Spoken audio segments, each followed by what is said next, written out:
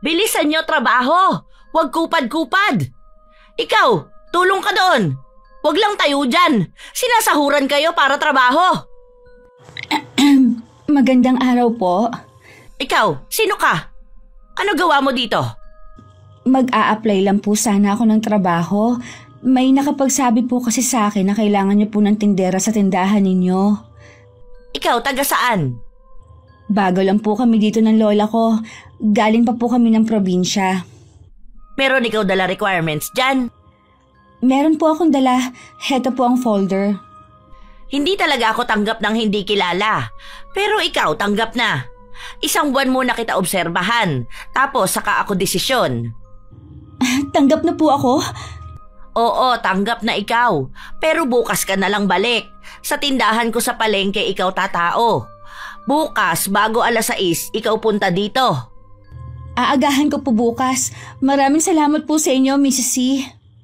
Ayoko lang makupad ha. Gusto ko bilis kilos. Ayoko tsismisan sa oras trabaho. Ayoko din late ha. Maliwanag ba? Opo, maliwanag po. Sisipagan ko po sa trabaho. Kung wala na po kayong sasabihin, aalis na po ako. O kayo, balik trabaho! Tapos na commercial! Huwag kayo tamad! Bilisan nyo! Masaya ako umuwi sa amin. Naabutan ko pa si Lola Temeng na nagwawali sa labas ng tinutuluyan naming bahay. Nagmano lang ako sa kanya.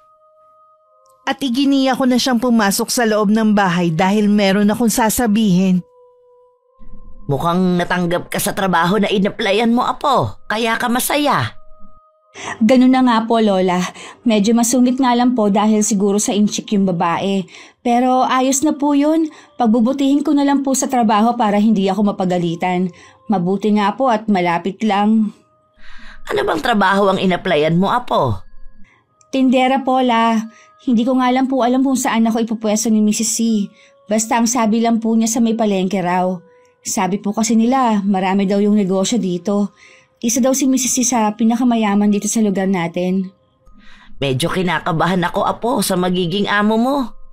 Siguro dahil banyaga siya. Tingin ko po, Lola, matagal na rin siya dito. Matatas na po kasi magtagalog Basta mag-iingat ka sa trabaho mo. Kung sakali man na hindi maging maganda ang trato sa'yo ng amo mo, huwag kang mag-atubili na umalis. Marami pa namang mapapasukan dyan. Opo, La. Lagi ko naman sinusunod ang bilin ninyo sa akin. Para din naman kasi sa kabutihan mo ang mga sinasabi ko. Ayokong malungkot ang mga magulang mo kung saan man sila naroon kapag napariwara ka. La, buong buhay ko po inalagaan ninyo ako. Mula nang sabay na mamatay sa aksidente ang mga magulang ko. Siguradong masaya na sina nanay at tatay kung saan man sila naroroon ngayon. Dahil alam nila na maayos ninyo ako napalaki. Sayang nga lang maaga silang nawala sa mundong ito. Huwag na nga lang po natin pag-usapan ng mga magulang ko. Tuwing na pag-uusapan kasi sila, nalulungkot kayo Hindi talaga maiiwasan, Apo. Lalo na't nag-iisang babae lang ang nanay mo. Siya ang pinakamabait at pinakamalambing sa kanilang magkakapatid. Parang ikaw lang din. Namimiss ko nga rin po sila. Kaya lang sabi nyo nga, hiram lang ang buhay natin. Na hanggang doon na lang talaga sila. La, sino po nagbigay ng ulam dito sa mesa? Bigay pala yan ng Tio Rodel mo kanina para hindi na raw tayo magluto. Hindi pa po ba tayo kakain? Pwede na rin naman. O sige na, maghain ka na. Siya nga pala, tinatanong ka ng Tio Rodel mo kung nasaan ka kanina. Nabanggit ko nga na naghahanap ka ng trabaho. Kung sakali daw na hindi ka matanggap, doon daw sa pinapasukan ng anak niya. Yun nga lang, 2 sakay papunta roon. Okay na po ako dito sa inaplayan ko. Gusto ko po kasi yung malapit lang. Nag-alala rin kasi ako na mag-isa lang kayo dito sa bahay Buti sana kung malapit lang ang bahay ni na Tio Rodel. Ay, wag mo kong intindihin, Apo. Ayoko na pinipigilan mo ang sarili mo sa gusto mong gawin. Nagagawa ko naman po ang gusto kong gawin. Kaya lang po, mas gusto ko syempre nakasama kayo sa lahat ng bagay. Saka wala namang problema sa akin kung tatanggap ka na ng manliligaw. Naku, si Lola, wala pa yan sa isip ko, no? Nasa tamang edad ka na rin naman para magkaroon ng nobyo. Kami ng lolo mo, wala pang 20 nun nagsama na. Lola naman, iba naman kayo ni Lolo at saka iba ang panahon noon. Bakit ba kasi ayaw mo pang magpaligaw? Hindi naman porke magpapaligaw ka mag-aasawa na. Basta wala pa sa isip ko yan. Kumain na nga lang tayo, baka gutom lang yan. Ikaw lang din kasi ang inaalala ko Hindi naman habang buhay kasama mo ko. Alam ko naman po yun pero wag na lang po natin yun pag-usapan. Kinabukasan maaga palang bumangon na ako. Naunahan ko pa nga si Lola na gumising. Ako na lang ang nag-init ng tubig. Sanay kasi si Lola na uminom ng maligamgam na tubig kaysa kape. Maya-maya lang gumising na rin si Lola. Siya na lang din na nagtuloy sa pagluluto ng almusal namin. Wala pang 6:00 nasa tapat na ako ng tindahan ni Mrs. C. Mabuti aga ka ngayon. Baka ngayon lang yan ha? Katagalan late na pasok. Puro pa absent. Naku, hindi po, Mrs. C. Ma'am Juliet na lang. Masyado formal naman tawag mo sa akin. Sige po, Ma'am Juliet. Ikaw sunod sa akin. Doon kita ilalagay sa isa ko tindahan. Kaaalis lang tindera doon. Pwede po bang malaman kung bakit po umalis ang dati ninyong tindera? Hay, malikot kamay. Akala niya wala ako CCTV. Kita-kita kung paano ako nakawan ng babaeng yun. Tapos siya pa talaga may gana layas akin. Ganun po ba? Baka natakot po na ipakulong ninyo? Talagang ipakulong ko siya noon kung hindi niya labas kuha niya. Kaya ikaw. Ano nga ulit ikaw pangalan? Nelia po, ma'am. Kaya ikaw, Nelia, huwag ikaw gaya sa balasubas tindera ko. Dahil ikaw may kalalagyan din. Hindi ko po yun gagawin. Mabuti po ang pagpapalaki sa akin ng lola ko. Mabuti naman. Oh, tayo nandito na. Hiningal ako dun Ang bilis naman kasi maglakad. Ano ikaw bulong-bulong dyan? Po? Ano po? Malaki po pala ang tindahan ninyo. Talaga ito malaki. Hindi lang basta gamit pang display ang akin paninda. Puro pampaswerte ang mga ito. Ikaw iwas basag ha? Baka malas negosyo ko. Opo ma'am, iingatan ko po ang paninda natin. Ako lagay na presyo sa mga yan. Bawal tawad ha? Ma'am, hanggang anong oras po bukas tong tindahan? Hindi pa nga ikaw umpisa, oras na agad pagsasara, tanong mo? Nagtatanong lang naman po ako para alam ko. Ako punta dito mamaya kapag ikaw sasara na. Kailangan ako check muna ikaw, tapos mga gamit. Baka mamaya meron na wala, mahirap na. Sige po, naintindihan ko naman po yon. Oh, ikaw na bahala dito ha? Oo nga pala, meron maliit silid dyan, nakasusi. Wag na wag ikaw papasok. Dahil kung hindi, ikaw mananagot akin. Ano po ba ang meron sa silid na yun? Mga gamit na hindi nabenta. Doon ko yun lagay. Wag mo tangka buksan para hindi makawala malas. Kung nakalak naman po paano ko naman po mabubuksan yun? Wag nga ikaw pilosopo. Pasensya na po. O sige na, umpisa na ikaw trabaho.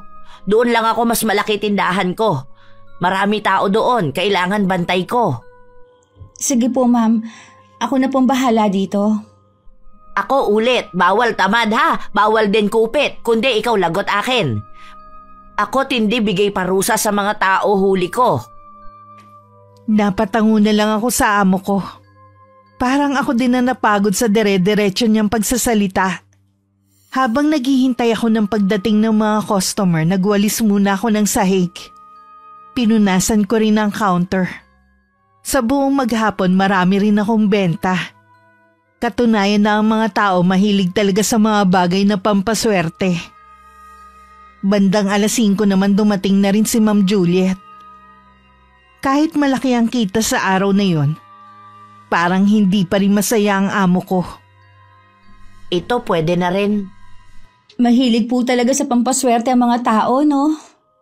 Ay syempre naman, kahit ano sipag, kung wala pampaswerte, hindi rin asenso. Kaya nga mga pampaswerte na uso.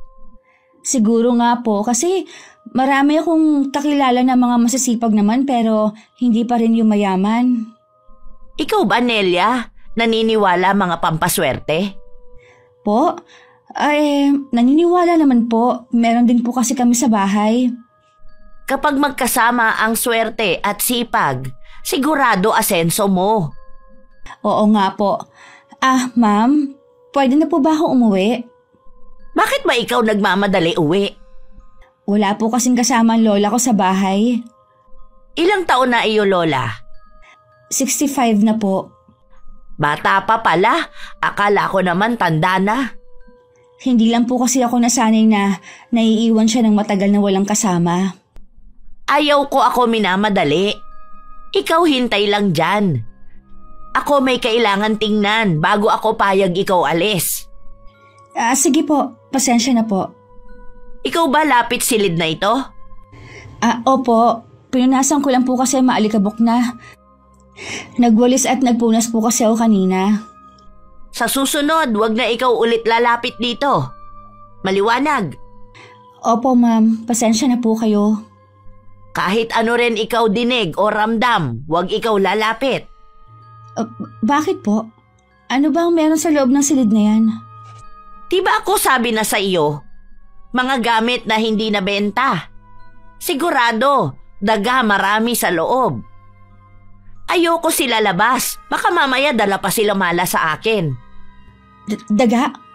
Takot po ako sa daga. Kaya wag na ikaw ulit lalapit dito. Hindi na po talaga.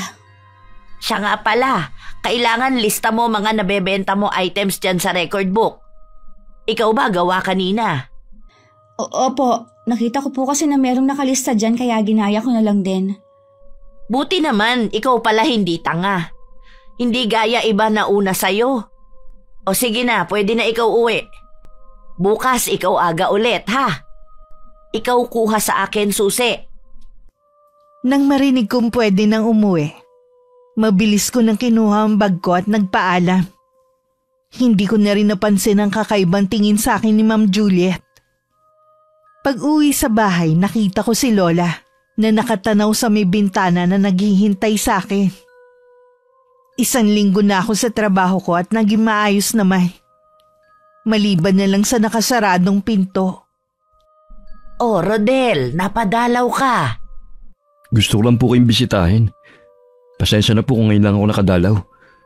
Pinupuntahan po ba kayo ng mga anak ko? Oo. Lagi nga minsan may dalang ulam sa tanghali eh. Bilin ko po kasi yun sa kanila na tignan-tignan kayo rito. Ayos lang naman ako rito. Mababait din ang mga kapitbahay namin. Nay, totoo ba na kay Mrs. C nagtatrabaho si Nelia? Oo, doon siya nag-apply. Swerte naman na natanggap siya. Mabuti nga malapit lang. Kumusta naman po yung trato sa kanya ng amo niya? Wala naman siyang binabanggit, pero tingin ko ayos lang naman. Bakit mo naman naitanong? Kasi Nay, kilala sa pagiging malupit at abusado ang amo niyang yun. Ilang beses na nga siyang nireklamo Mapera lang kaya laging naaabsuelto. Sigurado ka ba na yung amo ni Nelia ang tinutukoy mo? Opo, Nay. Yun lang naman ang negosyanteng inchik dito Pero sabi, nagbago-bago na raw. Hindi ko alam kung totoo kasi puro taga-ibang lugar ang kinukuha niyang mga tao. Nako, patigilin ko na kaya si Nelia sa pagtatrabaho sa amo niyang yon. Kung bago lang po siya, alanganin po kung aalis na siya. Baka hindi siya sahuran ng amo niya. Baka kasi mapahamak ang apo ko. Alamin niyo po kung anong pag-uugali ng amo niya ngayon. Baka nga po nagbago na. Dahil ilang beses siyang nakasuhan. Pag-uwi mamaya ni Nelia, tatanungin ko siya. Sino po ba nagsabi sa kanya na doon mag-apply ng trabaho? Ang sabi niya lang sa akin, narinig lang daw niyang pinag-uusapan sa may tindahan. Kaya sinubukan niyang puntahan. Bakit kasi nagmamadali siya maghanap ng trabaho? Kakarating niyo lang naman dito Masipag talaga ang batang yon. Ayaw nang nababakante. Gusto laging may kinikita. Gusto nga niya magtinda ng merienda. Kaso nga lang, malayo naman ang bahay na ito sa kalsada. Hindi ko naman pinayagan maglako. Katulad talaga siya ng nanay niya. Hindi matatawaran ng sipag. Marami nga talaga silang pagkakatulad. Magkamukha rin sila. Yan nga rin po kagad ang pumasok sa isip ko nung una kayong dumating dito. Nakakamiss si Bunso. Nakakalungkot lang na maaga siyang kinuha sa atin ng Panginoon. Lagi ko pa rin siyang naaalala hanggang ngayon. Parang kahapon lang ang nangyaring trahedya sa kanila ng asawa niya. Huwag na nga po natin pag-usapan ng nakaraan. Nagpapaalala lang po ito ng malungkot na pangyayari. Basta po, Nay, tanungin niyo po si Nelia tungkol sa kalagayan niya sa trabaho. Oo, anak. Pagdating niya mamaya, aalamin ko kaagad. Bigla tuloy akong nag-alala. Huwag po kayo masyadong mag-alala. Hindi ko naman po hahayaan mapahamak ang pamangkin ko. Kaya po gusto ko malaman ang lagay niya para alam ko kung paano siya tutulungan. Salamat, Rodel. Alam ko naman na hindi mo pababayaan si Nelia. O paano po, Nay? Uwi po muna ako. May lakad po kasi kami ng asawa ko eh.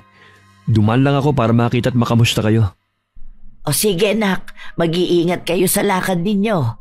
Kapag walang pasok si Nelia, pupunta kami sa inyo. Aasahan ko po yan. Sige po, Nay. Dahil maraming customer ng araw na yun sa tindahan, hindi agad ako nakauwi. Noon ko lang din nakita nang umiti si Ma'am Juliet. Masaya siya dahil yun ang araw na malaki ang kinita ng tindahan niya. Pagdating sa bahay, napansin ko agad ang pag-aalala ni Lola sa akin na naiintindihan ko naman. Dahil yun ang unang beses na umuwi ako ng gabi. Akala ko talaga may masama nang nangyari sa iyo eh. Bala ko na sanang puntahan ng Tio Rodel mo para mapuntahan ka naman sa pinapasukan mo. Kung kailan naman po kasi pahapon na eh. Tsaka po dinagsa ng taong tindahan. Kaya po hindi ako agad nakauwi. Kumusta ka naman sa trabaho mo? Ayos lang naman po. Medyo nakakainip nga lang kasi mag-isa ako sa pwesto ko. May mga katabi naman pong tindahan. Yun lang, bawal iwan ang pwesto ko para makipag-usap sa ibang tindera. Yung amo mo, ayos lang ba ang pakikitungo sa'yo? Ayos naman po la. Medyo strikta at mahigpit lang po talaga si Ma'am Juliet. Bakit niyo po naitanong? Kasi nanggaling dito ang Tio Rodel mo. Wala kasi siyang pasok, kaya dinalaw ako. Marami siyang sinabi tungkol sa amo mo. Ano naman po ang sinabi ni Tio Rodel? Katulad na lang din na malupit at abusado raw ang amo mo. Maraming beses na din daw siyang nareklamo dahil sa pagmamalupit sa mga tauhan niya. Nag-aalala ako na baka mangyari din yun sa'yo. Maayos naman po ang trato sa akin ng amo ko. Medyo mahigpit nga lang po talaga siya. Talaga ba? Wala ka bang inililihim sa akin? Wala po, Lola. Okay lang po talaga ako. Baka naman po noon pa yon. Malay nyo, nagbago na. Sana nga, Apo, nagbago na ang amo mong yon. Dahil kung hindi, talagang patitigilin na kita sa trabaho. Ay, La, may pagkain na po ba? Kanina pa kasi ako nagugutom eh. Pasensya ka na, Apo. Sa sobrang pag-aalala ko sa'yo, nakalimutan ko na. Halika na muna sa kusina nang makakain na tayo. Ayos lang po, La. Nakakapagod ang araw na to kumpara ng mga nakaraan. Parang gusto ko na mahiga sa pagod. Ganun ba? O sige na, bilisan mo na ang pagkain para makapagpahinga ka na. Baka nga po konti lang makain ko ngayon. Inahantok na rin po kasi ako. Ang kawawa kong Apo. Kung pwede lang sanang ako na lang ang magtrabaho. Hindi ko naman po kayo papayagan pa. Alam ko naman yun eh. Dinaig mo pa ang pagiging istrikta ko. Ayoko lang po kayo mahirapan. Masyado mo akong pinapatanda. Pakiramdam ko tuloy wala akong silbi. Huwag niyo pong sabihin yan. Buong buhay niyo po, inalagaan ninyo ako. Natural lang po na ibalik ko sa inyo ang pag-aaruga ninyo sa akin. Ay, napakaswerte ko talaga sa pagkakaroon ng apong katulad mo. Maswerte rin po ako sa inyo. Kinabukasan kahit mabigat ang pakiramdam, pumasok pa rin ako. Hindi ko nalang pinahalata kay Lola. Binilinan ko lang si Lola na kapag hindi ako makauwi ng maaga, ibig sabihin lang nun marami ang customer. Para hindi siya mag-alala ulit sa akin. Pagdating sa trabaho, katatapos ko lang magwalis, dumating naman ang delivery ng mga paninda. Nanggaling pa pala sa Maynila ang mga yon na mula naman sa China. Ang layo pala ng pinanggagalingan ng mga produkto niyo, ma'am. Syempre naman, ako gusto de kalidad. Mula pa China ang mga yan at dala Maynila. Pagkatapos, dala dito. Ma'am, may pwesto rin po ba kayo sa Maynila? Wala. Dito lahat negosyo ko. Ingatan mo display mga yan, ha? Yan mahal. Opo, iingatan ko po ang mga ito. Bakit ba ikaw mabagal kilos ngayon? Pasensya na po. Medyo masama lang kasi ang pakiramdam ko eh. Napagod po yata ako kahapon. Hay nako, hindi pwede sa akin sa mapakiramdam. Kapag trabaho ka dito sa akin, hindi pwede marami dahilan. Opo, hindi naman po ako nagreklamo eh. Ikaw bilis kilos, ha? Teka, bakit bukas ito silid? Huh? Hindi ko po alam. Hindi naman po ako nagagawi dyan mula pa kanina. Sino magbubukas ito pinto? Hangin. Ikaw lang tao dito, Nelia. Maniwala po kayo. Hindi po ako nagbukas niyan. Ngayon ko nga lang po nakita na bukas yan. Kabago-bago lang ikaw. Sinungaling na. Hindi marunong sunod sa utos. Ma'am Juliet, maniwala po kayo sa akin. Hindi po talaga ako nagbukas niyan. Ikaw ha? Ikaw galit mo talaga ako ha? Ayaw mo pa amin. Wala po akong magagawa kung... Ma'am Juliet, yung pinto nagbubukas. Baka yan, hangin lang. Paano pong hangin lang? Wala naman pong bintana dito sa loob. Kapag sabi ko hangin lang, yon dahilan. Maliwanag ba? Opo. O sige na. Ituloy mo na yan, ikaw gawa. Ako na bahala sarado pinto ng silid. Sige po, mag-aayos na po ako ng mga paninda. Ikaw iwan muna dito ha. Ako babalik mamaya. Ma'am, baka po pwede na may kasama ako dito. Bakit? Hindi mo kaya trabaho? Kaya naman po, kaya lang po mula nung magtrabaho ako dito, iba na ang pakiramdam ko sa paligid. Ikaw natatakot multo? Wala multo dito. Kung ano man ikaw ramdam, yon guni-guni lang. Pero ma'am... Wala na pero. Ikaw balik na sa iyo gawa. Hindi ikaw magkakaroon ng kasama dito. Ma'am, nakikiusap naman po ako. Ang sabi ko, ikaw balik na sa trabaho mo. Huwag ikaw arte sa akin. Magpoprotesta pa sana ako sa amo ko. Pero mabilis na niya akong tinalikuran. Inayos ko na lang ang mga natitirang paninda na hindi pa nadi-display. Buong maghapon tuloy akong hindi mapakali. Malimit ko rin hagurin ang bato ko dahil sa pagtayo ng balahibo ko. Hindi naman ako matatakutin. Pero iba talaga ang pakiramdam ko sa tindahan na yun. Mabuti na lang din walang gaanong customer. Kaya mas maraming oras na nakaupo lang ako. Maaga rin ako nakauwi ng araw na yun. Mabuti naman, maaga ka ngayon. Hindi ako mag-aalala.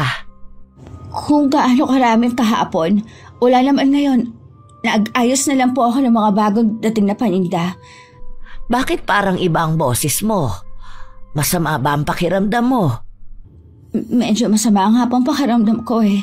Pero kaya ko naman po kumilos. Uminom na rin po ako ng gamot. Mawawala na rin po ito. Ay tamang-tama. May sabaw ang niluto kong ulam. Sandali na lang naman ito eh. Kakain na tayo. Hindi pa naman po ako nagugutom eh. Kaya wag po kayo magmadali.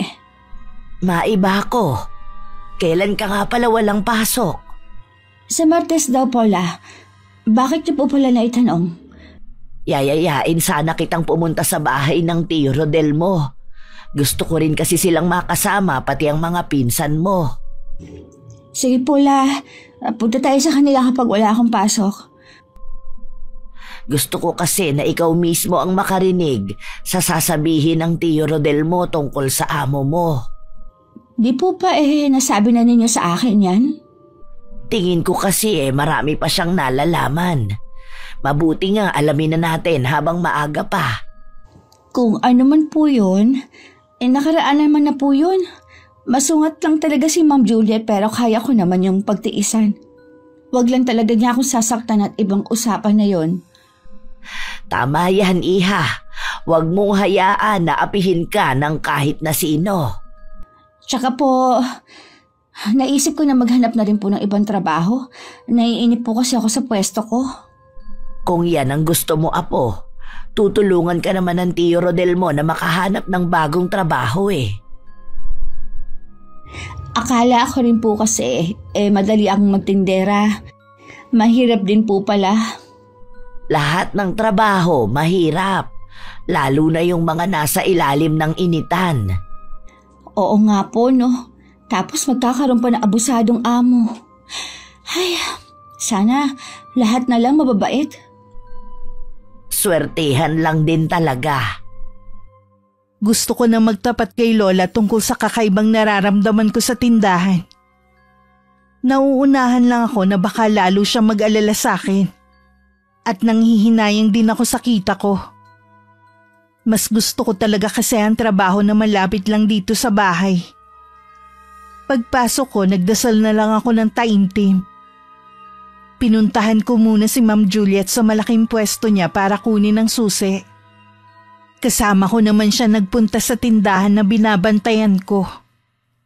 Pagdating, ganun na lang ang takot ko na makita na may mga display na basag sa sahig. Ano nangyari dito? Ma'am, hindi ko po alam. Umalis po ako dito na maayos ang lahat. Paano ikaw paliwanag sa nangyari? Hindi lang ako punta dito kahapon. Ganyan na nangyari, mga paninda? Hindi ko rin po alam kung ano nangyari. Ikaw ba alam magkano mga yan? Iyo sahod sa isang buwan, kulang pa. Ipapakulong kita. Huwag po, ma'am. Maawa kayo sa akin. Wala naman po akong alam sa nangyari. Walang gagawa niyan kundi ikaw. O di kaya dahil ikaw pabaya. Hindi mo ayos trabaho mo. Kaya dapat lang sa iyo makulong. Huwag po, ma'am. Patawarin niyo na po ako. Ibawas niyo lang po sa sahod ko. Talaga ako babawas sa sahod mo? Ikaw napakapabaya. Inutil. Walang silbi. Ikaw tayo dyan. Ikaw ang luhod. Erika po! Nasasaktan po ako. Bitiwan niyo po ako. Ako nang gigigil katangahan mo, babae ka. Simple lang ikaw gagawin, hindi mo pagawa maayos. Tama na po, ma'am. Ikaw magtanda na dahil sa susunod. Hindi lang yan gawa ko sa'yo. Opo. Kapag tindahan ko malasin, ako wala iba sisi kundi ikaw. Ano pa gawa mo? Ikaw linis na mga basag. Hindi agad umalis ang amo ko. Binantayan pa niya ako sa paglilinis ng mga nabasag na paninda. Nagtataka naman ako kung paano nangyaring nabasag ang mga yun. Maingat naman kasi ko dahil alam ko nga istrikta si Ma'am Juliet. Bago ko umuwi ng araw na yun, pinapirma pa niya ako sa isang kasulatan. Tatanggi sana ako pero tinakot niya akong dadalhin ako sa pulis. Kaya pikit mata ko na lang na pinirmahan ng papeles para makaalis na ako. Pagdating ko sa bahay, naabutan ko dun si Tio Rodel at ang asawa niya. Biglang kumabog ng mabilis ang dibdib ko. Ano pong nangyari kay Lola? Naabutan ko siya kanina na walang malay sa sahig. Nagkamali naman siya kagad kaya lang namumutla ang inay. Baka po bumaba na naman ang dugo ni Lola. Kumusta po ang pakiramdam ninyo, Lola? Ayos na ako, Apo. Nahilo lang ako dahil sa sobrang init ng panahon kanina. Baka naman po pinilit nyo na naman ako milos dito sa bahay. Sabi ko naman sa inyo, ako na lang po ang bahala sa ibang gawain. Hindi naman maaari yon. Ikaw na nga ang nagtatrabaho eh. Ang plano ko nga sa bahay na muna ang inay kapag wala ka. Tapos ipapahatid ko lang sa hapon. Naku, hindi na kailangan, Rodel. Ayos lang naman ako eh. Huwag mo akong gawing inutil. Kung nandun ako sa inyo, wala na akong magagawa dito sa bahay. Pansamantala lang naman po, Nay. Kesa naman lagi po ako nag-aalala sa inyo. Tiyak na hindi rin mapapakali si Nelly sa trabaho niya. Tama po si Tio Rodel. Pumayag na po kayo, Lola. Wala naman akong sakit eh. Nahilo nga lang ako kanina dahil sa init. Lola, huwag naman po sanang matigas ang ulo ninyo. Kapakanan po ninyong iniisip namin. Wala naman talaga akong sakit. Bakit ba ang kukulit ninyo? Nag-aalala po kami sa inyo. Buti sana kung may kasama po kayo dito sa bahay. Pero apo, Kahit 1 buwan lang po, Nay. Pagkatapos po nun pwede na kayong bumalik dito. Nagmamakaawa po ako sa inyo, Lola. hay, sige na nga. Pinagtutulungan ninyo ko eh. Para nahilo lang naman, akala ninyo malubhaan na ang sakit ko. Hindi naman po sa ganun, Nay. Para lang naman po talaga sa kabutihan yung gagawin namin. Niyakap ko pa si Lola Temeng na mahigpit at saka hinagkan sa noo. Si Tia Ason na rin na nagpakain kay Lola. Lumabas naman ako para sumagap ng sariwang hangin. Marami kasing nangyari sa araw na yon. Pakiramdam ko biglang bumigat ang dibdib ko. Bakit nandito ka, Iha? Kayo pala, Chong. Nagpapahangin lang po ako. Tingin ko sa'yo may bumabagabag sa'yo eh. May problema ka ba sa trabaho mo? Wala po, Chong. Kung may problema ka kahit ano pa yan, huwag ka mag-aatublin magsabi sa akin, ha? Opo. Nabanggit na ba sa'yo ng lola mo yung tungkol sa sinabi ko sa kanya? Kung yun pong tungkol sa amo ko, nasabi nga po niya sa akin. Meron pa ako hindi nasasabi sa kanya. Yung huling tindera na pinalitan mo, hanggang ngayon hindi pa rin nakikita. Sabi ng amo mo, umuwi na raw sa probinsya. Pero marami ang naniniwala na hindi totoo yun. Lalo't ilang beses nagpabalik-balik yung boyfriend ng tindera. Wala po kasing nababanggit si Ma'am Juliet tungkol sa dating tindera eh. Basta alam ko po tinakasan siya dahil malikot ang kamay. Iba pa yun. Alam ko may mga sumunod pa. Pero inaabot nga lang ng ilang araw o linggo. Marami na palang tindera na umalis. Hindi naman po kasi masyado nagkakwento si Ma'am Juliet. Hindi talaga magbabanggit yon. Siya nga pala. Sinabi mo ba na taga rito ka? Opo, sinabi ko po sa kanya nung nag-a-apply ako. Bakit niya po naitanong? Kasi sa pagkakaalam ko, hindi na siya kumukuha ng mga taga rito.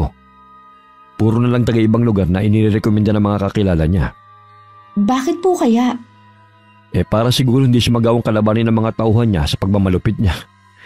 Yung mga nagreklamo kasi dati, puro mga taga rito.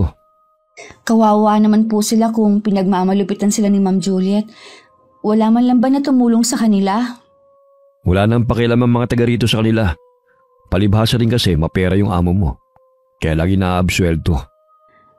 Ibig niyo pong sabihin malakas siya sa otoridad? Ganun na nga. Ginagamit niya ang pera at impluensya niya. Kung ganun po, madali lang sa kanya magpakulong ng tauhan kapag ginusto niya. Oo, Iha. Ganun ka-impluensya ang amo mo. Kaya kung ako sa'yo, hanggang maaga pa umalis ka na riyan. Labis din kami nag-aalala ng tiyason mo sa'yo eh. Opo, plano ko naman po talaga. Tsumitsyempo lang ako na magpaalam. Paano? Uuwi na muna kami. Ipapasundo ko lang si nanay bukas ng umaga. Sige po, Chong. Ingat po kayo ni Tia Azon sa pag-uwi. Kayo rin ang inay dito, ha? Lalo ka na sa trabaho mo.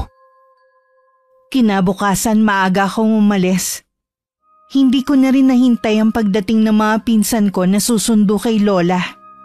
Kailangan ko kasing agahan ng pagpasok. Umaga pa lang mainit na agad ang ulo sa akin ni Ma'am Juliet. Hindi na tuloy mawala-wala ang takot ko sa kanya. Ni hindi ko na nga magawang tumingin sa kanya dahil laging matalim ang pagkakatitig niya sa akin. Talaga malas! Ako akala ikaw swerte sa akin. Ikaw dalalang malas. Ma'am, bakit naman po?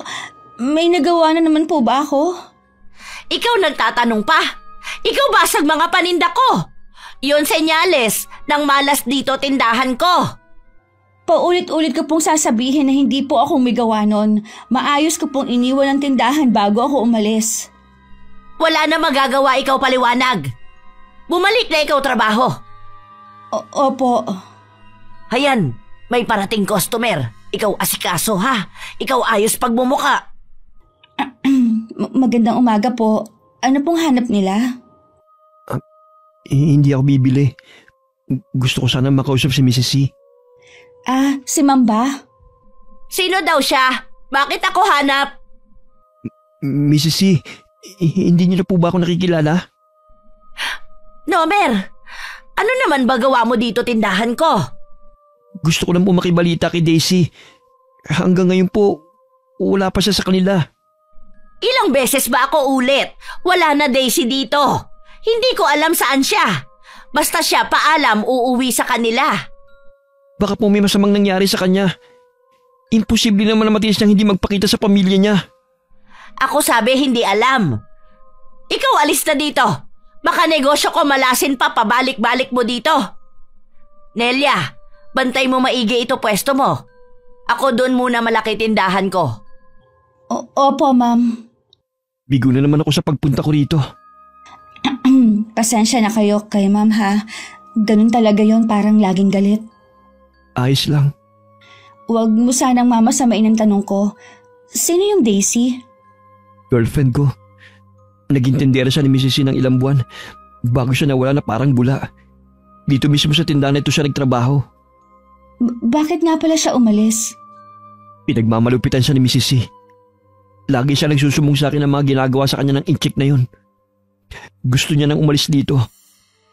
Nung araw na magkikita kami, hindi na siya sumipot. Nung pinuntahan ko siya dito, sabi nga ng amo mo wala na siya rito at umuwi na. Pasensya na sa sasabihin ko. Kung gano'n na pala katagal na wala siya, hindi kaya may masamang nangyari na sa kanya? Yun din ang naiisip ko. Pero hindi ko yun matatanggap hanggat walang magpapatunay. Sana makita mo na si Daisy. Bago ka pa lang ba dito? Oo, mag-iisang buwan pa lang. Kung ako sa'yo, umalis ka na. Malupit yang si Mrs. C. Sabi ni Daisy, masahol pa daw sa hayop ang babaeng yan. Hindi ako basta makakaalis kahit gustuhin ko pa. Siguro may nangyari kaya nahawakan ka niya sa leeg. Ganyan din ang ginawa niya kay Daisy, kaya hindi siya kagad makalis. Teka lang, huwag ka muna umalis. Marami pa akong gustong malaman. Babalik pa naman ako. Sa ngayon bumalik ka sa trabaho mo. Malakas ang radar ng babaeng inchik na yan. Baka mapahama ka ba pag nagtagal ako? Tinanaw ko na lang ang pag-alis ni Nomer. Ilang sandali pa may mga tao nang dumating para tumingin sa mga display sa tindahan. Umaga pa lang marami na ang mga bumili. Alauna naman nang maisipan kong kumain ng baon kong tanghalian. Natigilan lang ako nang marinig ko ang ingit ng pintuan sa likod ko. Sandali rin ako nanigas. Pero dala ng kuryosidad, dahan-dahan akong lumingon. Nakita kong malaki na ang pagkakaawang ng pinto. Ay, isasara ko lang naman. Baka mamaya dumating si Ma'am Juliet. Ako na naman ang malintikan sa kanya. Kung bakit kasi bumubukas kang mag-isa? Ha? Bakit may freezer dito sa loob? Wala na akong pakialam dun. Kailangan kong maisara na to. Hayan, huwag ka na sana magbubukas ha. Maaga namang dumating nung hapon si Ma'am Juliet. Kahit malaki ang kinita ng tindahan ng araw na yun, hindi pa rin maipinta ang mukha niya. Bigla pa akong kinabahan nang sulyapan niya ang pinto sa likod ko. Umalis na ba agad Nomer kanina? Opo, pagkaalis ninyo umalis na rin siya kaagad. Kapag siya balik tapos ako wala dito, ikaw taboy mo lang. Kapag ayaw, sabihin mo ikaw tawag pulis.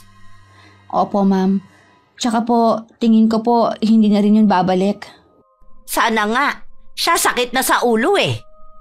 Nasaan na po kaya si Daisy? Hindi ko alam. Baka yun nakipagtanan lang boyfriend.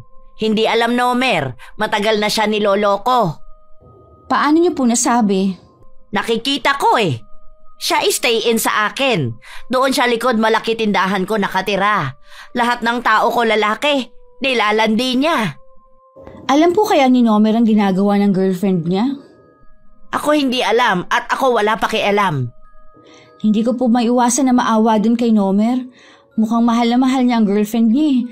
Hanggang ngayon po kasi hinahanap pa rin niya. Tawag doon ay tanga. Nagmahal lang naman po siya. Eh ikaw ba may nobyo na? Ho? Wala pa po. Priority ko po kasi ang magtrabaho at aalagaan ng lola ko. Mukha mahal na mahal mo iyo lola. Opo, siya na po kasi nagpalaki sa akin mula nang sabay na mamatay ang mga magulang ko.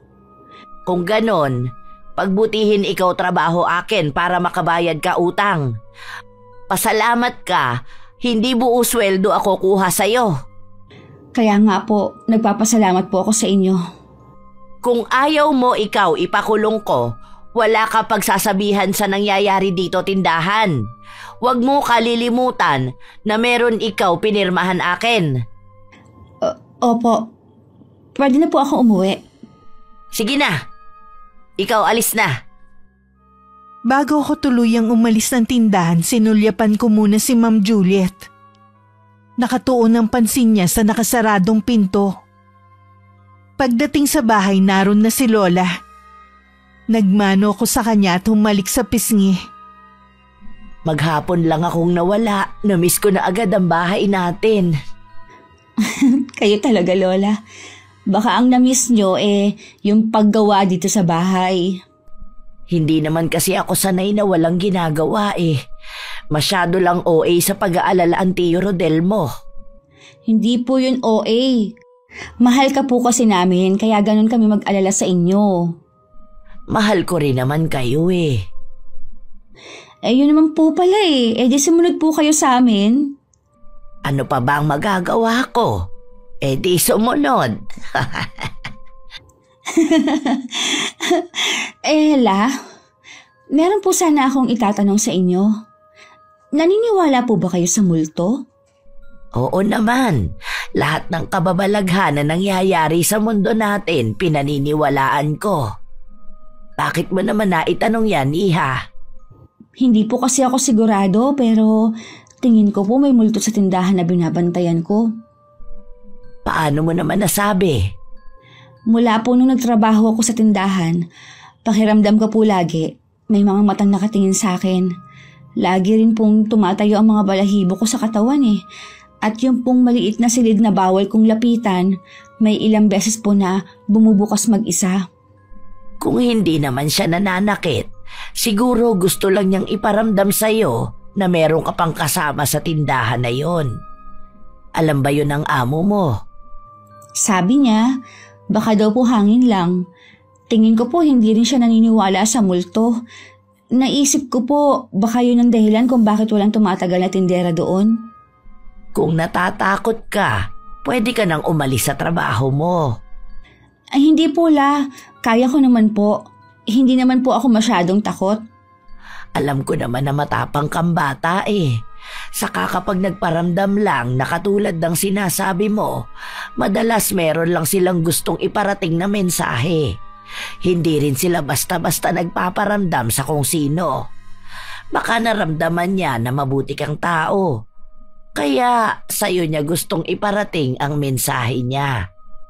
Siguro po masasanay rin ako na hindi lang ako nag-iisa sa tindahan na yon. Lagi mo dalhin ang crucifix na mula sa iyong ina. Gagabayan ka ng kwintas na yon sa lahat ng uri ng kapahamakan. Opo, Lola. Mula po bukas dadalhin ko na yon kahit saan ako magpunta. Tandaan mo, walang ibang mas makapangyarihan kundi ang Panginoon. Kaya lagi mong itaas sa Kanya ang lahat ng bumabagabag sa'yo. Alam ko po, Lola. Lagi naman akong tumatawag sa Kanya. Mabuti naman kung ganon. Kumusta pa lang maghapon mo sa trabaho? Ayos lang naman po. Tingin ko ba sa'yo nangangayayat ka? Baka naman pinababayaan mo na ang sarili mo tuwing nasa trabaho ka, ha? Hindi po, Lola. Siguro po naninibago lang ako sa trabaho ko. Nabanggit nga ng tiya Ason mo, kung sakaling aalis ka na sa pagiging tindera, may alam siyang trabaho na pwede mong pasukan. Magsasabi po ako kapag aalis na ako kay Ma'am Juliet. Meron lang po akong kailangang gawin. Kinabukasan habang abala ko sa pag-iimbentaryo, dumating na naman si Nomer. Nagpalingalinga muna ako sa paligid. Baka kasi bigla na lang sumulpot si Ma'am Juliet. Siguradong ako na naman ang mananagot sa kanya. Uy, baka makita ka ni Ma'am Juliet. Nagbiling siya sa akin na paalisin kita kapag dumating ka dito. Kung wala siyang tinatago, bakit hindi niya ako harapin? Alam ko may alam siya kung nasan si Daisy. Pasensya ka na. Hindi ko masasagot ang mga tanong mo eh. Hindi ko rin kasi alam. Hindi pwede na basta lang maglaong parang bulang girlfriend ko.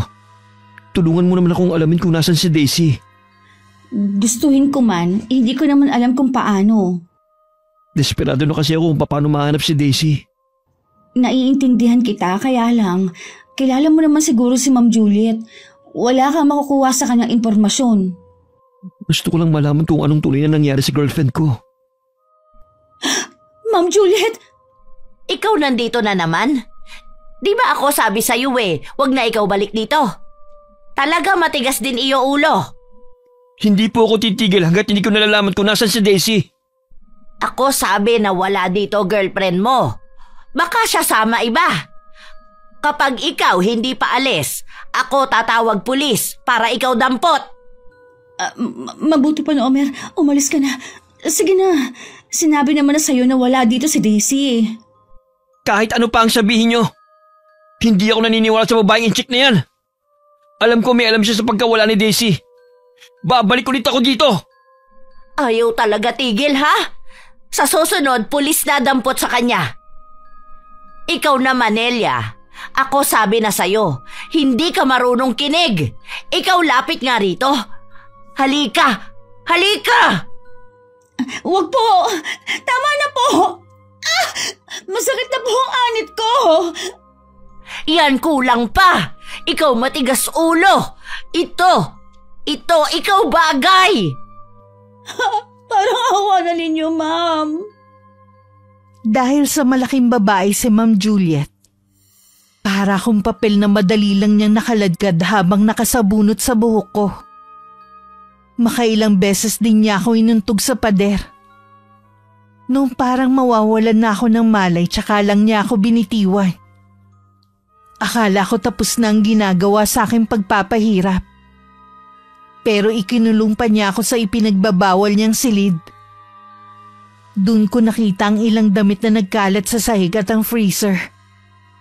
Dahil sa nararamdamang pagkahilo, hindi ako sigurado kung namamalikmata lang ba ako. Pero parang gumagalaw ang freezer. Ipinikit ko na lang ang mga mata ko dahil umiikot ang paningin ko. Malapit nang dumilim nang palabasin ako ni Ma'am Juliet. Hinagod pa niya ako ng tingin mula ulo hanggang paa. Ikaw ayaw sarili. Ikaw suklay rin para kasi ikaw bruha. Siguro naman ikaw magtatanda na. Hindi na ikaw suway sa akin. Ganito rin bang ginagawa ninyo kay Daisy at sa iba pa? Oo, dahil sila tigas ulo. Ayaw sunod sa akin. Mangyayari din iyo nangyari kanila. Hindi po tama na manakit kayo ng mga tauhan ninyo. Kaya po pala kayo minamalas eh. Hindi rin nakakapagtaka na tinatakasan kayo ng mga nagiging tindera ninyo. Kulang pa yata iyo aking gawa .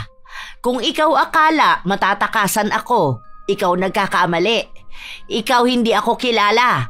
Ako kaya ikaw dampot sa pulis mismong bahay ninyo. Huwag po, Ma'am. Ginagawa ko naman lahat ng gusto niyo eh.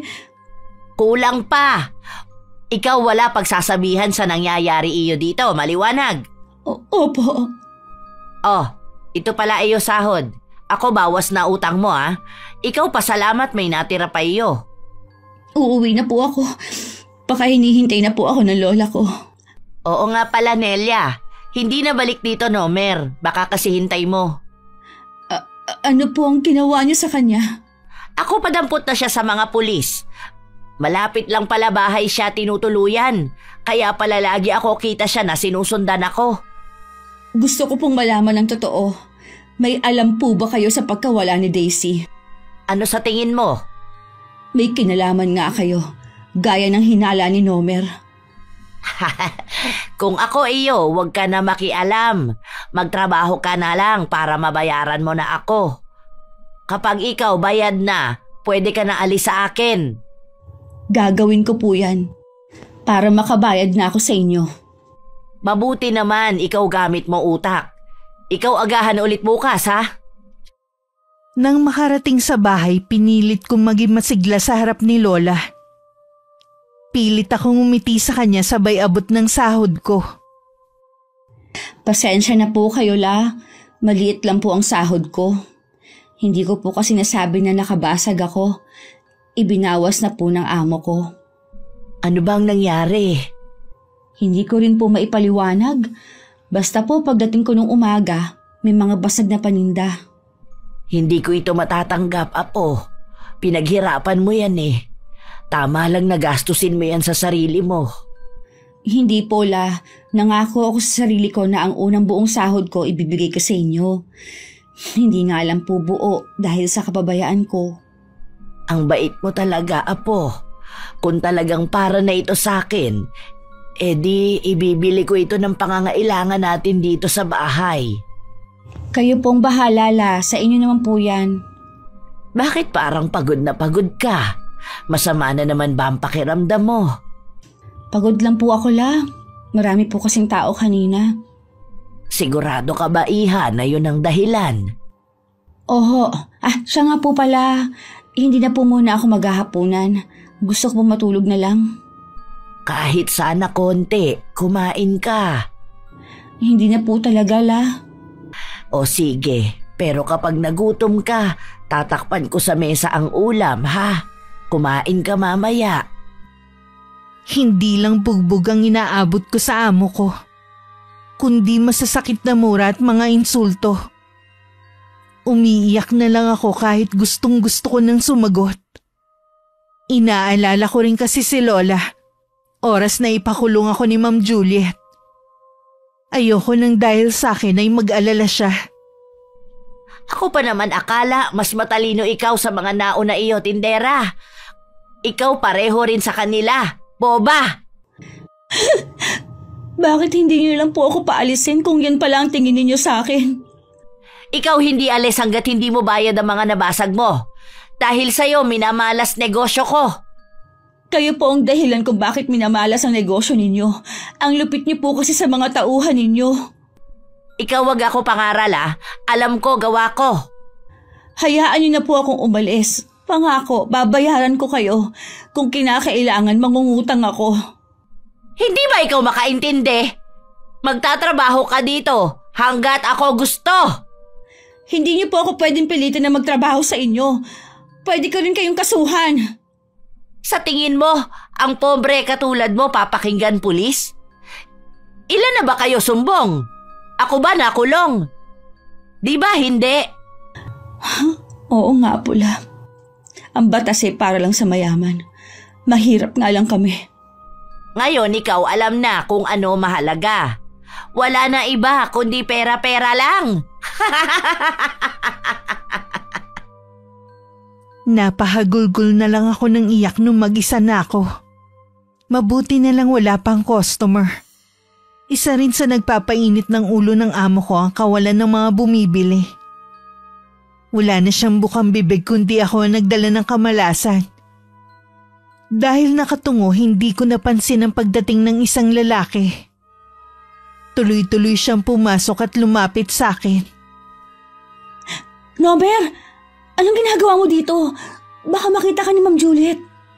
May dumating siyang delivery sa kabilang tindahan niya. Hindi pa yung pupunta rito. Ano na naman ang kailangan mo? Nakausap ko ang mga tauhan niya sa ibang tindahan. Nakakaranas din pala sila ng kalupitan kay Mrs. C. Talaga? Kawawa naman sila. Bakit hindi pa sila umalis? Ang iba sa kanila, may malaking utang kay Mrs. C. Ang ilan natatakot magsumbong. Hindi ko sila masisisi kahit ako natatakot din eh. Kung gagaya ka sa kanila na takot, hindi ka makakaalis kay Mrs. C. Nagbabayad pa kasi ako ng utang. Tatapusin ko na lang yun. Tingin ko makakagawa ka naman ng paraan eh. Oo nga, kaya lang ayaw pumayag ni Ma'am Juliet. Sa tingin ko matagal nang wala si Daisy. At may kinalaman ng amo nyo. Hindi ko lang talaga matanggap. Pero ilang beses na siyang nagpapakita sa panaginip ko. Iisa ang kahulugan.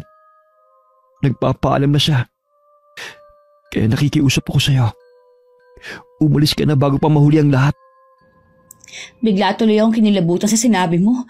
Sige, bukas hindi na ako babalik. Bahala na siya kung gusto niya akong ipakulong. Hindi ko na rin kasi kayang ginagawa niyang pananakit at mang-iinsulto. Salamat naman at natauhan ka na rin. Kung tama nga ang hinala ko tungkol kay Daisy. At least nailigtas kita. Huwag ka magpapakita sa amo ko. Malaki ang galit niya sa'yo. Ikaw ang isa sa sinisisi niya kung bakit daw minamalas ang negosyo niya. Kaya ang mabuti pa, umalis ka na. Sige, aalis na ako. Hindi na rin ako babalik dito. Wala na rin namang dahilan para bumalik pa. Ito na rin naman ang huling araw mo rito. Kung saan ka man makakarating, mag-iingat ka. Mag-iingat ka rin. Demonyong amo mo. Baka kapag nagtagal ka pa, mas malala pa ang gawin niya sa'yo. Walang tutulong sa'yo dito kung sakali. Takutin kasi sila sa amo mo. Napansin ko nga yun sa mga kalapit na tindahan. Nang makaalis si Nomer, inayos ko na rin ang bag ko. Sumulya pa ako sa dingding kung saan naroon ang orasan. Matagal pa ang hihintayin kong oras bago ko umuwi. Bakit bang mula kanina walang pumapasok dito sa tindahan? Kung kailan namang huling araw ko na, tsaka walang customer. Puro sulyap lang ang ginagawa nila. Para pang mga takot na mukha.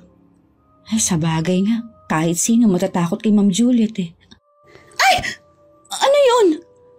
Parang may bumagsak sa silid. Huling araw ko na nga mukhang aatakihin pa ata ako sa puso. Ano na naman kaya ang pinapahiwatig niya? Gusto kaya niya magpaalam ako? Ay, okay. Matapang naman ako.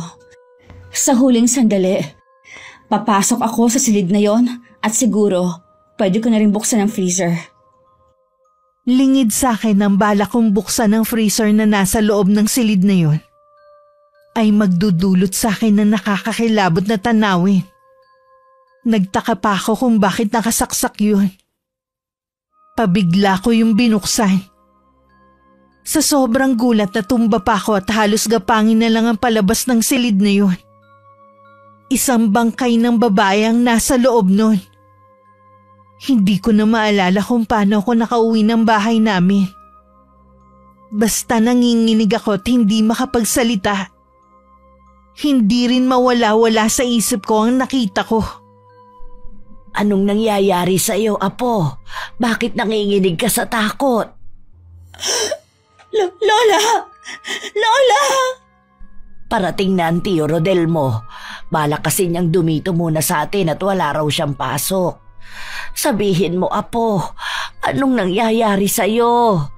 Huwag mo naman akong takutin. Lola! May nakita ako!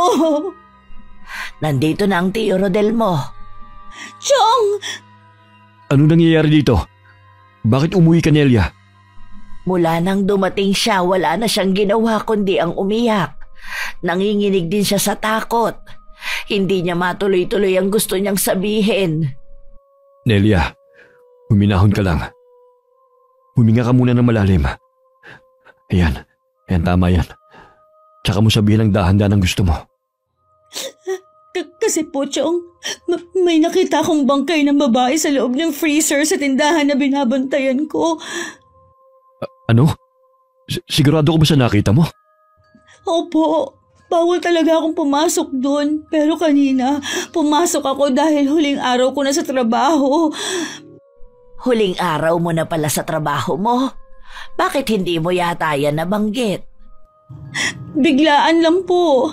Kanina lang po ako nagdesisyon. Hindi ko na rin kinakayang ginagawa sa akin ng amo ko. Anong ginagawa sa'yo ng amo mo? Sinasaktan niya po ako at iniinsulto. Diba sabi ko sa'yo, umalis ka na sa trabaho mong yan. Bakit pinatagal mo pa? Sorry po, Lola. Natakot po kasi ako na ipakulong niya. May utang po kasi ako sa kanya at sa pilitan niya akong pinapirma sa isang papel. Huwag ka mag-alala. Ako ang bahala sa'yo. Hindi ako mapayag sa gagawin niya. Dayuhan lang siya sa lugar natin. Wala siyang karapatan na manakit ng mga taga rito. May palagay po ako na si Daisy ang babae sa freezer. Siya din po yung siguro nagpaparamdam. Sinasabi niya na naroon lang siya. Kahit hindi ko nakikita, kinikilabutan pa rin ako. Paano yung nagawa ni Mrs. C sa isang babae? Wala na nga sa tamang pag-iisip ang taong yon. Ganun na nga po, Nay. Sana naman huwag na siya makagawa ng paraan para maabsuelto siya. Ano pong gagawin natin? Hindi po pwede na naroon lang ang bangkay. Alis muna ako. Hihingi ako ng tulong para mapuntahan ng tindahan. Kailangan yung maunahan si Ma'am Juliet. Mamaya, babalik na yun sa tindahan. Oo, Iha. Hindi ko hahayaan na makawala sa krimen na ginawa niya. Sumusobra na ang kahayupan niya. Mag-iingat po kayo, Chong. Lola. Hindi rin ako makakapayag na palampasin ang ginawa niyang pananakit sa'yo.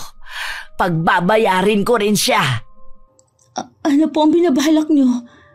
Ni ayaw kitang padapuan sa lamok at maging mga magulang mo, tapos ibang tao lang ang mananakit sa'yo. Ipararanas ko sa kanya ang puot ng aking paghihigante. Ang nakitang bangkay sa tindahan na binabantayan ko ay kay Daisy, na ilang buwan na ring nawawala. Kahit hindi ko personal nakakilala ang babae, nakaramdam pa rin ako ng panlulumo sa sinapit niya. Hustisya rin ang gusto kong makamit niya at maging ibang biktima ni Ma'am Juliet. Nang araw na yun, hindi ko inaasahan na darating si Nomer. Ikinalulungkot ko nangyari kay Daisy. Kaya pala ibang pakiramdam ko sa tindahan na yun. Alam ko na masaya na rin siya dahil natagpuan na ang katawan niya. Sana lang makamtan niyang hustisyang nararapat sa kanya balang araw. Wala na sigurong kawala si Ma'am Juliet dahil sa ginawa niya. Nakawala ang hayop na yun. Kulang daw sa ebidensya. Ano? Nakawala pa siya? Ganun ba talaga siya kalakas? Balik nga ulit sa ginagawa niya. Ang kapal talaga. Talaga bang ang batas natin hindi para sa ating mahihirap? Yun ang laging pinagyayabang ni Ma'am Juliet sa akin. Totoo nga siguro. Ipinapasa Diyos ko na lang ang nangyari kay Daisy. Nagpapasalamat din sa iyo ang mga magulang ng girlfriend ko. Alam kasi nila na ikaw ang nakakita sa katawan ng anak nila. Kung hindi mo ako pinayuhan na umalis sa trabaho, hindi ko may isipan na buksan ang freezer na yon. Hanggang ngayon, hindi pa rin ako makapaniwala na ilang linggo ko na palang kasama si Daisy. Oh, magmerienda muna kayo. Salamat po sa inyo, Lola. Nakakalungkot ang nangyari sa kasintahan mo. Pero mas nakakalungkot na hindi mabigyan ng hustisya ang pagkamatay niya. Kahit nga pong pamilya niya, hindi na rin po umaasa. Huwag kang mag-alala.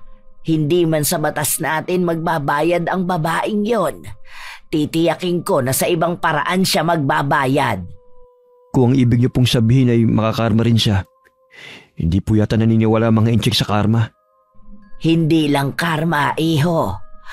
May iba pa. Kaalis lang ni Nomer nang dumating naman si Tio Rodel. Kita sa kanya ang labis na pag-aalala. Hindi ko tuloy maiwasang kabahan na baka may kinalaman kay Ma'am Juliet ang sadya niya. Nakausap ko ng amo ni Nelia. Oh, anong sabi ng babaeng yon? Ang kapal nga ng mukha eh. Sinisisi pa niya si Nelia sa nangyari sa kanya. Gusto niya magbayad ng danyo sa perwisyo ang apo niyo.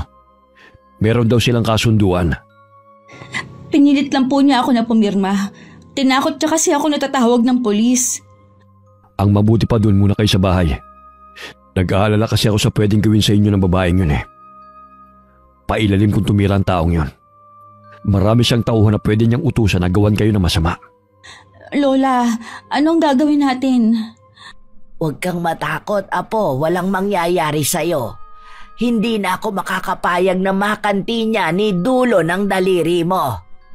Nelia, ayusin mo na mga gamit nyo ng inay. Opo, Chong. Maiwan ko po muna kayo. Nay, Parang kalmado lang kayo dyan Hindi ba kayo natatakot? Sa tingin mo, masisindak ako ng babaeng inchik na yon. Malaki ang atraso niya sa akin. Hindi pa ako nakakapaningil sa kanya. Nay, huwag yung sabihin na may plano kayong gamitin ang kaalaman niyo sa pambabarang kay Mrs. C. Oo, Rodel. Ito lang din naman ang tanging paraan para makaganti ang mga taong pinagmalupitan niya. Akala ko po ba kinalimutan niyo ng tungkol dyan mula nang mamatay ang mga magulang ni Nelia? Dahil sabi niyo nga noon, baka karma na yun sa inyo. Sa tingin mo, palalampasin ko na lang ang ginawa niya sa apo ko. Tapos may plano pa siyang singilin ng apo ko sa sinasabi niyang utang. Oras na lumapit siya kay Nelia, yun na ang hudyat ng katapusan niya. Hindi na po ako tututol sa plano niyo. Kaya lang iniisip ko na baka kayo naman ang singilin balang araw. Handa na ako sa kaparusahan ko. Matanda na rin naman ako Wala nang mawawala sa akin. Mangako ka na ito na ang huling beses mong gagawin ang bagay na yan. Pangako, Rodel, huli na ito. Masama man ang balak ko, mabuti naman ang intensyon ko. Alam ko naman po yun. Pero hindi ko pa rin maiiwasan na mag-alala sa inyo. At baka malaman din ni Nelly ang lihim nyo. Naayos ko na pong iba naming gamit. Siguro po babalikan ko na lang yung iba pang gamit. Akin na mga yan. Alalayan mo na lang ang lola mo. Sige po, Chong. Tara na po, La. Ay, sana makabalik din tayo agad sa bahay na ito. May ilang araw na rin kaming nasa bahay ni Tio Rodel. Maayos naman ang lagay namin ni Lola sa kanila. Pero hindi ko pa rin maiwasang makaramdam ng takot. Kahit anong yaya sa akin ng mga pinsan ko na lumabas, hindi talaga ako sumasama. Nang umuwi ng araw na yun si Tio Rodel, ganun na lang ang pagkagimbal namin. Dahil halos hindi na siya makalakad sa matinding bugbog na inabot sa isang grupo ng mga kalalakihan. Kasalanan ko po nangyari sa inyo. Pati kayo dinamay ni Ma'am Juliet. Huwag mong sisihin ang sarili mo. Hindi naman ako papayag na mapahama ka. Sa ginawa sa iyo ni Mrs. C, lalo lang niyang ginatungan ang puot na nararamdaman ko. Gusto niya kasi makuha si Nelia. Alam ko gusto niya lang gumanti sa bata. Iba pa talagang sinisisi niya imbes na sarili niya. Siya naman tong gumagawa ng mga hindi makataong gawain. Hindi po ba talaga makukulong si Ma'am Juliet? Hindi ko alam, Nelia. Kahit ako nawawala na ng pag-asa. Pero huwag ka mag-alala. Puro ka mag-anak natin ang nasa paligid natin. Hindi ka namin pababayaan. Maraming salamat po, Tio Rodel. Dahil po sa akin napahamak kayo pero handa niyo pa rin akong protektahan. Siyempre naman. Nangako ko noon sa nanay mo. Kapag nangailangan ka ng tulong, nandito lang ako. Salamat sa iyo, Rodel. Ako naman ang poprotekta sa inyo. Kahit matanda na ako, hindi pa rin kumukupas ang kakayanan ko. Maiwan ko muna kayo rito. May kailangan lang akong gawin. Chong, napapansin ko po nitong mga huling araw, kakaiba po ang mga kinikilos at sinasabi ni Lola. Siya lang ang makakasagot sa mga tanong mo, Nelia. Kung sakali mang hindi niya banggitin, ibig sabihin nun, mas maiging wala kang alam. Kung ganun po, tama ang hinala ko na may lihim na itinatago si Lola Temeng. Lihim yun ang pamilya natin. Kung ako lang ang masusunod, mas gusto ko na lang nakainay matapos ang kaalaman na yon. Magpahinga na po kayo, Chong. Lalabas na po ako ng kwarto. Huwag ka munang lalabas ng bahay. Kung lalabas ka man, magpasama ka sa mga pinsan mo. Nang puntahan ko si Lola, naabutan ko siyang tila nagdadasal sa isang maliit na altar na may mga nakasinding kandila. Marahil naramdaman niya ang paglapit ko kaya lumingon siya. Ano pong ginagawa ninyo, Lola? Isinagawa ko na ang huling orasyon para mas maging kakilakilabot ang mangyayari sa kanya. Ano pong ibig ninyong sabihin? Lola, ano po ang tinatago ninyong lihim? Siguro, ito na ang tamang panahon para malaman mo ang totoo. Hindi ka naman na bata. May kinalaman po ba ang ginagawa ninyo ngayon sa sinasabi ninyo? Oo, Apo. Isa akong mambabarang. Minana ko ito sa aking ina na minana naman niya sa kanyang mga ninuno. Magtapat kayo, Lola. Yan ba ang dahilan kung bakit kailangan nating lumipat dito? Oo, Apo. Meron pa rin kasing nakakakilala sa akin, kaya kailangan kong umiwas. Sa totoo lang, ayoko na sanang gawin ito eh. Pero hindi ako papayag na hindi makaganti sa malupit mong amo. Pero Lola, kasalanan po sa Diyos ang gagawin ninyo. Kayo po ata nakakalimot sa mga pangaral niyo sa akin eh. Patawarin mo ko, Apo, kung hindi ko magawa sa sarili ko ang mismong mga pangaral ko. Nabulag ako ng matinding galit. Itigil niyo na po yan habang may panahon pa. Huli na, Apo. Hindi ko na maaaring bawiin ang sumpang pinakawalan ko. Lola, patawarin niyo ako nang dahil sa akin pinili niyo na naman na maging masama. Huwag mong sabihin yan, Apo ko. Wala kang kasalanan. Ikaw ang biktima rito.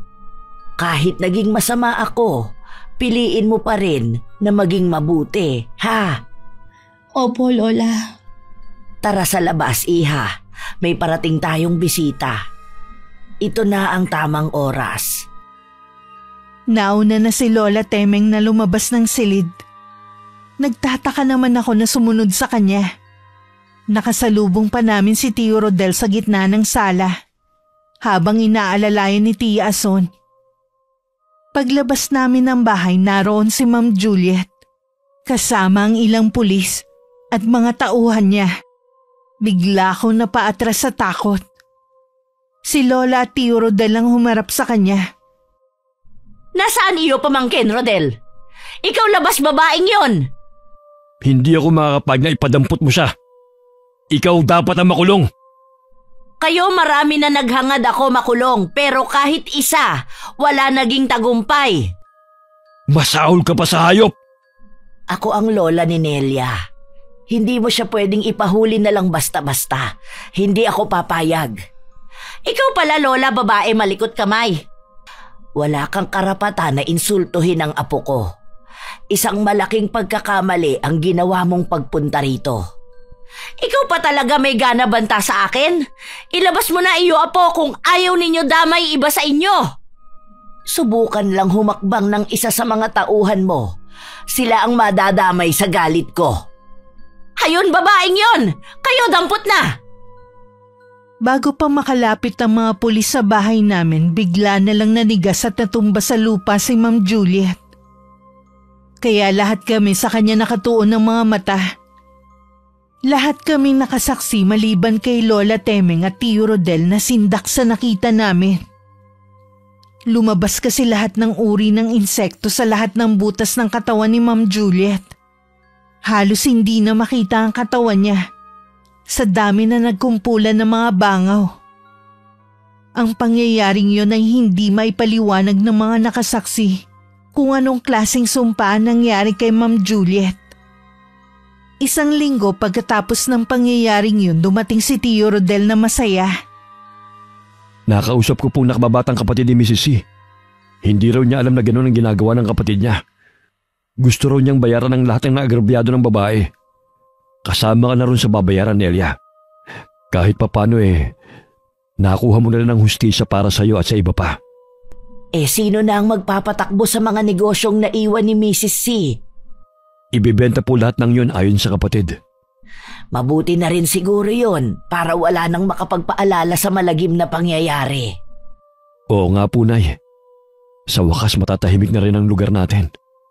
Nang mawala si Ma'am Juliet, nabigyan na rin po ng hustisya ang pagkamatay ni Daisy. Naging usap-usapan nga rin na baka barang daw ang nangyari kay Mrs. C. Narinig ko pang sinabi ng ilan kung sino man ang may gawa nun. Labis silang nagpapasalamat. Mula ngayon, kalimutan na natin ang pangyayaring ito. Saradong aklat na dapat ito. Oo nga po. Huwag na po nating babanggitin ang tungkol sa barang. Lumipas din naman ang mga araw na nakalimutan na ang pangyayaring yun sa lugar namin. May bago na ulit akong trabaho at masaya ko nakasundo ko lahat ng mga kasama ko. Si Lola Temeng naman bumalik sa pananahi para hindi siya mainip sa paghihintay sa pag-uwi ko galing trabaho. Sa kabila ng nagawa ni Lola Temeng, para sa akin, siya pa rin ang pinakamabait at mapagmahal na lola. Wakas,